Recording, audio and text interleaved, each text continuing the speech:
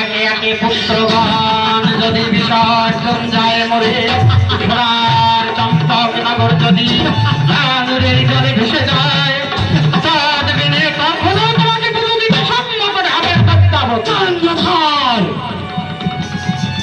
এই সর্বস্ব হারিয়ে যখন তুই কুলে গুমড়ে গুমড়ে কাঁদি, আমি ফাঁসি দেব।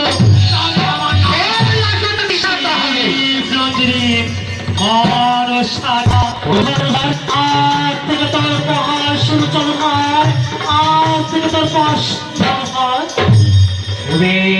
বেলা যদি পশ্চিমে উদয় হয়, ভগবান মেনে তার মৃত্যুর কালে পুজো দিতে সম্মান হবে।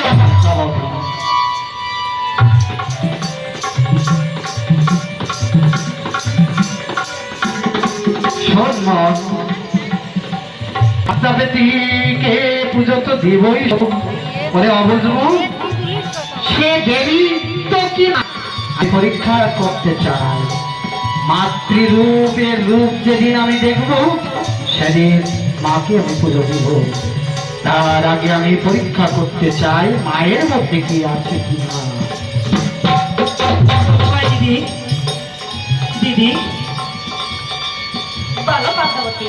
এই তো তোমার কথা গিয়েছে চাপে হয়ে আচার চরণ হয়ে গেছে দিদি।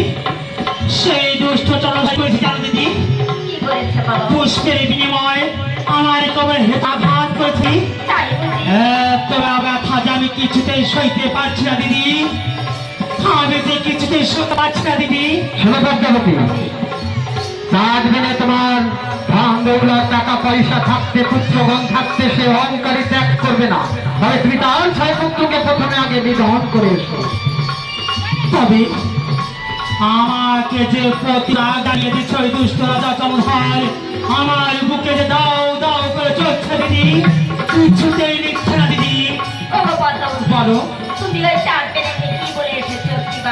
বেশ, তাহলে শোনো দিদি, তুমি নাশ করবো তোর নাইকেল ভবন খোয়া বাড়ি, দ্বিতীয় নাশ করবো ধন, দিদি